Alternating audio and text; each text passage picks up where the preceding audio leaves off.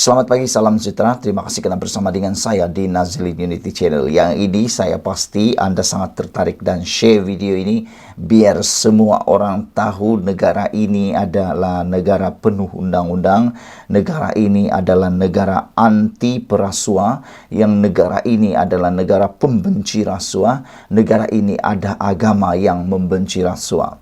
Rasuah dan fitnah ialah satu dosa yang besar, manakala tidak. Rasuah itu kalau dibuat boleh merosakkan generasi-generasi dalam negara kita. Rasuah juga kalau dibuat memberi makan kepada keluarga, anak, istri dan sebagainya menggunakan wang tersebut sangat-sangat dosa besar dan tak dapat keberkatan. Begitu juga dengan fitnah. Fitnah ialah satu dosa yang besar yang mana kalau dibuat orang lebih besar daripada hukumnya membunuh orang. Sebab ianya boleh menyebabkan seseorang itu aib atau seseorang itu akan menerima sesuatu yang tidak sepatutnya. Hari ini disahkan SPRM sedang menyiasat bekas Menteri Kanan Tan Sri menyeleweng RM2.3 bilion dana negara. Wow, ini memang menarik. Bayangkan saudara-saudara sekalian, uang yang diseleweng ini bukan satu jumlah yang kecil. 2.3 bilion dana negara. Itu jumlah yang teramat besar. Duit ini kalau digunakan untuk kekayaan, untuk membangun Malaysia, cukup banyak. 2.3 bilion itu boleh membangun sebuah negeri. Tapi perkara ini dibuat untuk menyakau. Disakau untuk seorang diri dan kawan-kawan mengayakan diri. Berapa kayanya orang itu sampai boleh dapat 2.3 bilion itu?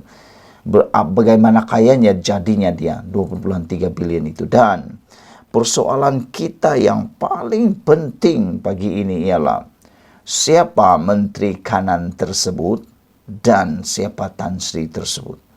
Orang-orang yang jerum-jerum begini memang bikin panas.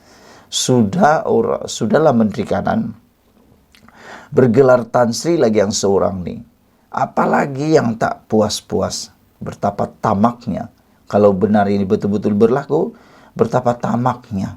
Sudah Menteri Kanan, sudahlah tu seorang Tan Sri lagi, masih lagi curi duit. Aduh, seleweng duit.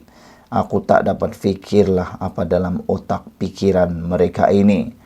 Saudara-saudara sekalian, yang menariknya pagi ini ialah seorang bekas Menteri Kanan dan seorang tokoh perniagaan bergelar Tan Sri disiasat SPRM berhubung penyelewengan dana negara bernilai lebih RM2.3 bilion.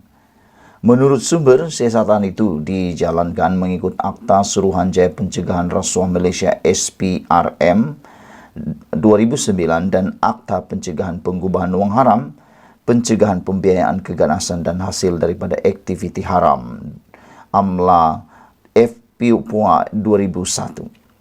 Sumber berkenaan berkata, siasatan itu adalah kesinambungan dan lanjutan daripada pendedahan dokumen-dokumen sulit oleh International Consortium of Investigation Journalists ICIJ berhubung transaksi-transaksi yang disyaki berlaku di beberapa pusat kewangan luar pesisir. Tumpuan siasatan adalah berhubung dengan pembelian dan pemilikan saham di sebuah syarikat tersenarai oleh sebuah syarikat gergasi negara yang dikatakan didalangi oleh bekas Menteri Kanan itu. Menteri Kanan dahulu sebelum Anwar Ibrahim. Anda tentu boleh menyeraikan mereka. Semasa pentadbiran Muhyiddin Yassin pun ada Menteri Kanan. Semasa pentadbiran Ismail Sabri Yaakob pun ada Menteri Kanan. Tiada Perdana Menteri ketika mereka menjalankan ataupun memerintah negara. Semasa Muhyiddin Yassin menjadi Perdana Menteri, tiada Perdana Menteri, tiada timbalan Perdana Menteri.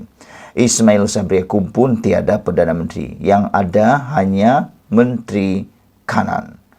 Jadi, siapakah antara Menteri-Menteri Kanan ini yang dikatakan mendalangi perkara ini, penyelewengan Rm2,3 bilion ini bersama seorang Tan Sri. Ini memang menarik. Difahamkan transaksi pembelian dan pemilikan saham ini dipercayai menjadi punca kepada kemerosotan ekonomi negara serta kejatuhan mata wang ringgit pada hujung tahun 1990-an dan telah diseleweng untuk kepentingan individu terbabit untuk diselamatkan bailout daripada mengalami kerugian yang lebih teruk menurut sumber itu. Sumber itu memaklumkan penyiasatan itu bertumpu kepada transaksi-transaksi daripada hasil penjualan saham syarikat tersenarai tersebut, pemilikan aset-aset berharga yang dimiliki ahli perniagaan dan bekas Menteri Kanan itu, serta ahli keluarga mereka yang dianggarkan bernilai berbilion ringgit di dalam dan di luar negara. SPRM juga telah merakam keterangan kira-kira 14 saksi dalam tempoh beberapa minggu lalu berhubung penyiasatan ini, termasuk keterangan daripada tokoh ahli perniagaan dan bekas Menteri Kanan tersebut berkaitan dengan dokumen-dokumen sulit yang didedahkan oleh Pandora Papers katanya. Sementara itu, Ketua Pesuruhjaya SPRM Tan Sri Azam Baki ketika dihubungi mengesahkan perkara tersebut dan berkata, siasatan bertumpu pada Seksyen 23 Akta SPRM 2009 berhubung kesalahan salah guna kuasa untuk mendapatkan suapan dan kesalahan pengubahan wang haram di bawah Seksyen 4 (1) AMLA TFA PUA 2001. Saudara-saudara sekalian, ini memang paling betul-betul mengejutkan kita.